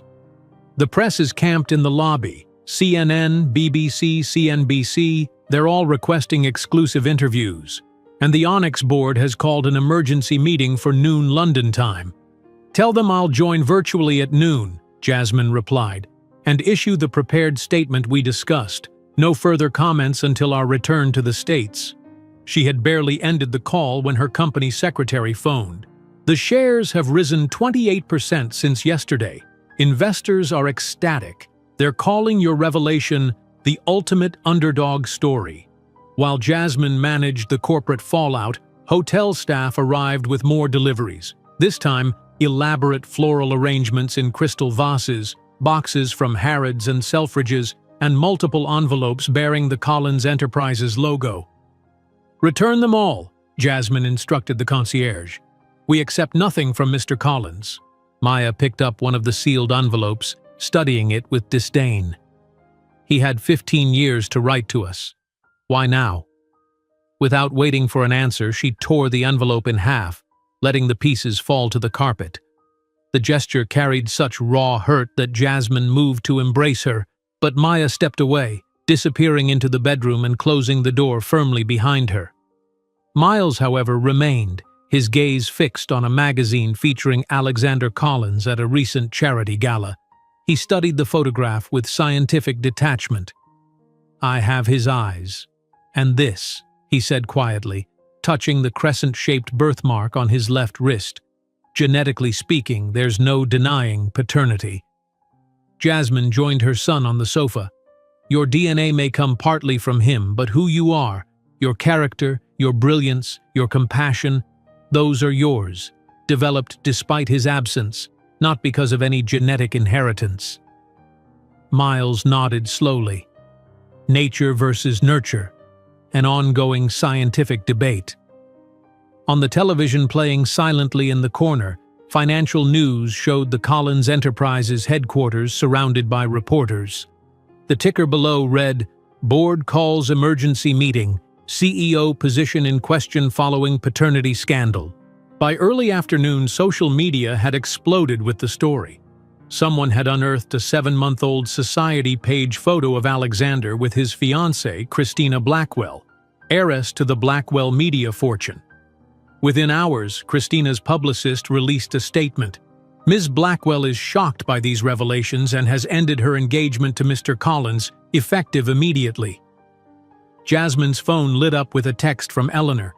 "You're on every channel. The twins okay?" Before she could respond, another notification appeared, a breaking news alert about the Collins family. Apparently, Alexander's parents, Richard and Margaret Collins, had issued a terse statement expressing profound distress at these allegations and demanding immediate clarification regarding potential heirs to the Collins legacy. The pressure became momentarily overwhelming. Jasmine retreated to the bathroom, allowing herself 5 minutes of private emotion before reassuming the composed persona her children and company needed. She splashed cold water on her face, studying her reflection. The woman who stared back had come so far from the terrified pregnant girl in Oakland, yet in this moment she felt echoes of that same vulnerability. A soft knock interrupted her thoughts. "Mom?" Miles called. "He's here again."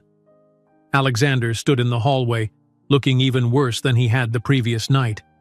His bespoke suit was rumpled, his hair uncombed, dark circles prominent beneath his eyes. He might have been handsome still, but stress had carved new lines into his face, aging him dramatically in 24 hours. "Please," he said, his voice hoarse. 5 minutes. That's all I'm asking." Jasmine glanced at the twins, who had positioned themselves behind her. "It's your choice," she told them. "I'll support whatever you decide." Miles nodded. "I want to hear what he has to say." Maya hesitated, then added, 5 minutes, not 1 second more." They moved to the suite sitting area.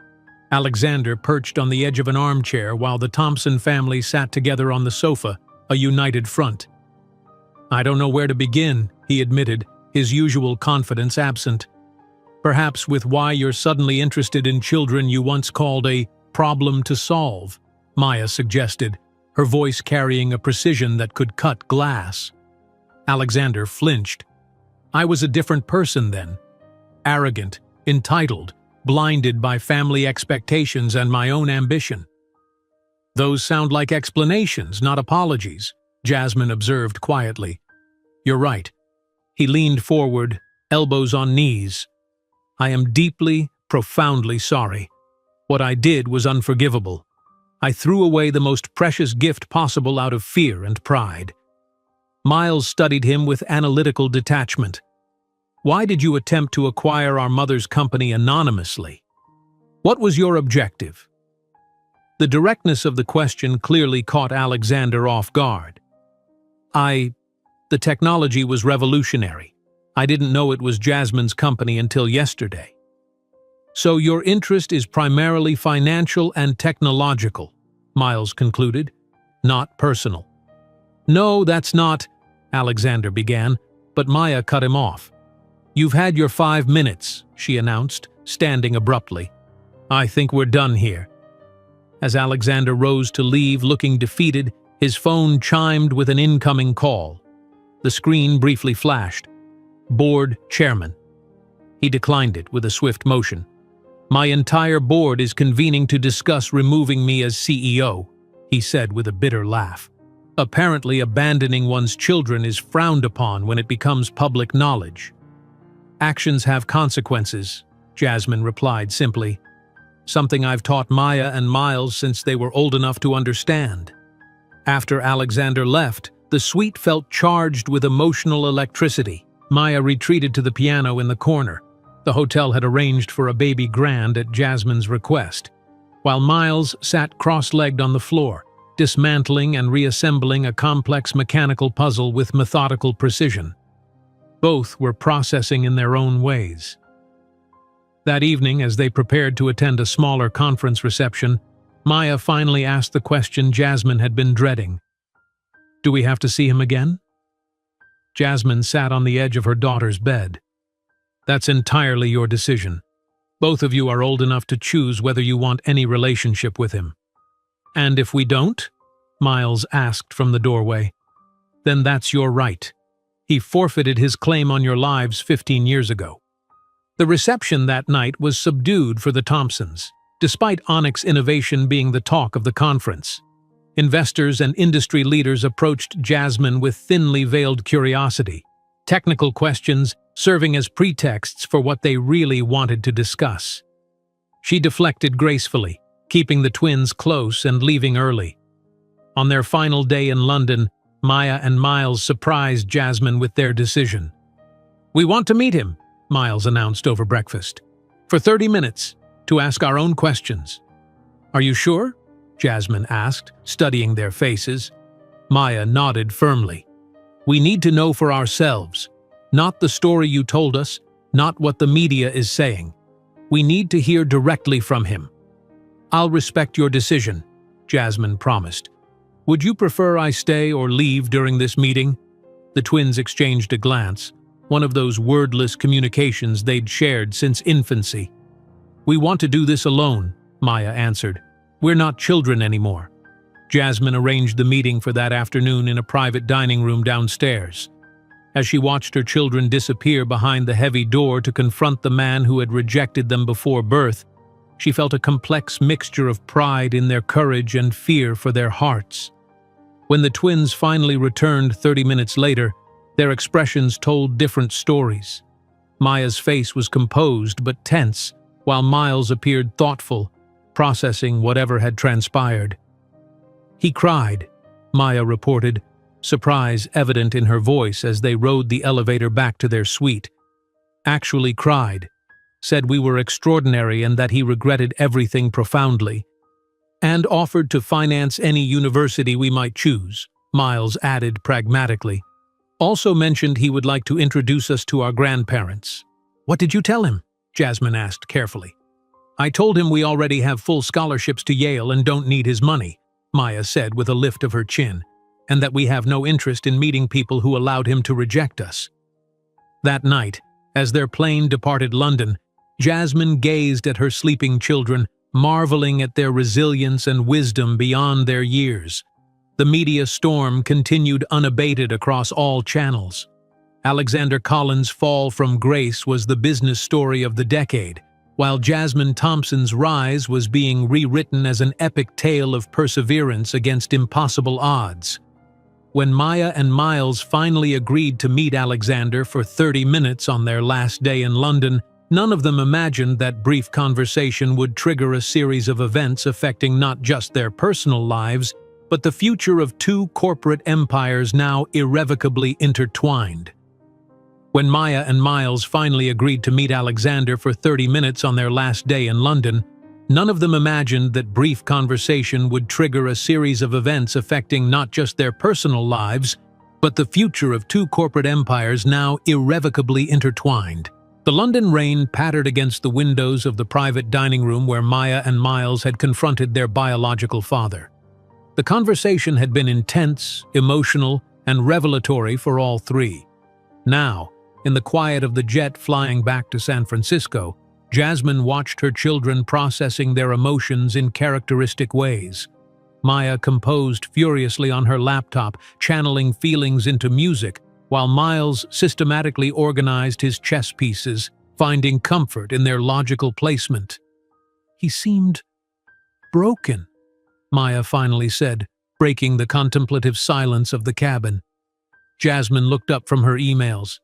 "Alexander Collins has never been a broken man a day in his life." "This was different," Miles countered, his analytical mind categorizing what he'd observed. His pupil dilation, perspiration patterns, and vocal tremors all indicated genuine distress, particularly when I asked why he tried to purchase your company anonymously. Jasmine considered this. "And what did he say to that?" "He couldn't answer," Maya replied. "Just stared at his hands like they belonged to someone else." The 3-day media storm continued unabated after their return to the States. Jasmine's phone rarely stopped ringing, and their home was temporarily surrounded by photographers hoping to capture the reunited family that wasn't actually reuniting at all. The Onyx Innovation legal team worked overtime filing injunctions to protect the twins' privacy, while Jasmine's carefully crafted statement circulated, "My focus remains on my children's well-being and the continued innovation at Onyx. I will not be commenting further on personal matters." A week after their return, Jasmine sat alone in her home office, staring at an open, empty email addressed to Alexander Collins. Her fingers hovered over the keyboard, uncertain. After 15 minutes of internal debate, she began gathering files, not financial reports or business proposals, but memories. Maya's first piano recital program, Miles' first chess tournament certificate, medical records documenting their growth, school reports praising their exceptional abilities. Scanning each document awakened memories, nights spent helping with science projects despite her exhaustion, weekends at museums instead of much-needed rest, birthdays celebrated with homemade cakes because store-bought wasn't in the budget, the history of their lives together, meticulously documented despite her grueling schedule. When the compilation was complete, Jasmine added a letter. "I don't do this for you, but for them, so they know I harbor no bitterness and that their existence was never a mistake to me." It was my salvation. You may try to build some relationship with them if they allow it. I won't interfere. But know this, what you missed, the chance to see them take their first steps, speak their first words, overcome each obstacle, is irretrievable. Some opportunities, once rejected, never return in the same form. She sent it without rereading, without allowing doubt to creep in. It wasn't forgiveness exactly, but perhaps a recognition that the past couldn't be changed. Only the future could be shaped differently. 3 days later, Jasmine's assistant delivered a package that had been thoroughly screened by security. Inside lay a simple handwritten note. "Thank you for sharing what I didn't deserve to receive. I understand now what I threw away cannot be reclaimed, only perhaps honored from a distance." Life gradually found new rhythms. The media coverage eventually waned as newer scandals captured public attention. The twins, initially overwhelmed by sudden notoriety, adapted with remarkable resilience, focusing on their accelerated Yale curricula. 2 months after London, Miles received an email from Alexander, asking if he might attend his upcoming chess tournament. After careful consideration, Miles agreed. Maya remained more resistant, declining similar overtures to her piano performances for another month before finally allowing him to attend, under the strict condition he make no attempt at contact before or after.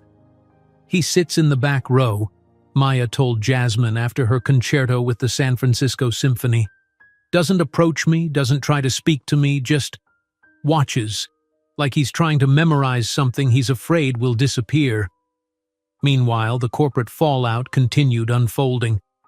Jasmine received word through industry channels that Alexander had resigned as CEO of Collins Enterprises, the position now managed by an executive board. The company's stock had stabilized but remained significantly lower than pre-London levels. Conversely, Onyx Innovation continued its meteoric rise, officially becoming the most valuable renewable energy company in America. 6 months after the London confrontation, Jasmine stood in her new office atop the Onyx headquarters building in San Francisco. Floor-to-ceiling windows offered panoramic views of the bay, a visual reminder of how far she had come from that tiny Oakland apartment. On a discreet shelf sat 2 photographs, one ancient, Jasmine pregnant, alone, determined, beside a recent one, herself with the twins at Yale's early admission ceremony, all 3 smiling, victorious. That evening, the Thompson family gathered for their traditional Sunday dinner. Despite their busy schedules, this ritual remained sacred, a reminder of earlier days when they had only each other. Maya had prepared her specialty pasta, while Miles set the table with mathematical precision. "Dad asked if we would consider meeting our grandparents," Miles stated matter-of-factly as he arranged the silverware. Jasmine nearly dropped the salad bowl. "When did Alexander become Dad?" Miles adjusted his glasses. "Approximately 43 days ago. It seemed an appropriate linguistic evolution given developing circumstances." Maya sliced bread with perhaps more force than necessary. "I still call him Alexander, or him. Depends on my mood." Jasmine took a careful breath. "And how do you feel about meeting your grandparents?" "Undecided," Miles answered. "They're elderly. Statistically, the window for potential relationship development is limited by actuarial tables." "How romantic," Maya rolled her eyes. "I told him I'd think about it. They didn't exactly rush to find us when we were struggling in Oakland." "They may not have known," Jasmine said carefully. "I never contacted the Collins family." Dinner proceeded with discussions of their studies, Maya's upcoming composition, Miles' quantum computing project. As they cleared the table together, Miles asked suddenly, "Do you think you'll ever forgive him?" The question hung in the air as Jasmine considered it thoughtfully. "I forgave him long ago," she finally answered. "Not for him, but for me. Forgiveness liberated me to build something greater than pain."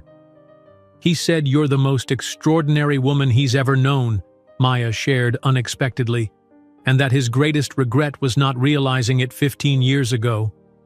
Jasmine smiled serenely. Sometimes we need to be underestimated to discover what we're truly capable of. His rejection forced me to find strength I didn't know I had.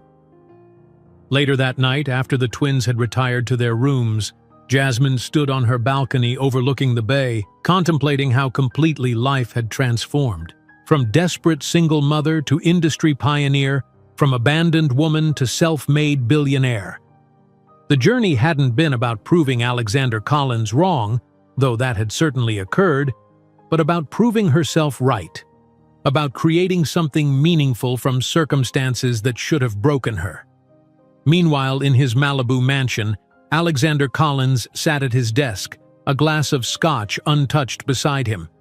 He studied a photograph of the twins he now kept prominently displayed. Beside it lay the Forbes magazine with Jasmine on the cover as Entrepreneur of the Year. His fingers traced the image of her confident smile. For the first time in his privileged life, Alexander Collins understood true regret. Not the fleeting disappointment of a missed opportunity or a failed investment, but the soul-deep recognition of irreversible loss. He had rejected a woman he deemed insufficient, who had proven to be the most remarkable person he'd ever encountered. He had abandoned children he considered problematic, who had become the extraordinary legacy he could never build alone. As Onyx Innovation continued transforming the world, Alexander finally comprehended the ultimate irony. Jasmine Thompson's justice hadn't come in the form of revenge, but in a life magnificently well-lived, the most powerful response to those who had doubted her worth. While Alexander Collins looked at a photo of the twins he now kept on his desk, he finally understood the magnitude of what he had lost. Not just a family, but the chance to be part of something genuinely meaningful. As the Onyx Innovation transformed the world, he recognized the definitive irony. The woman he had considered insufficient had proven to be the most extraordinary he had ever known, and the children he rejected had become the legacy he could never build alone. If you enjoyed today's video, I'm sure you'll love the next one. Don't waste time. Just click on the screen.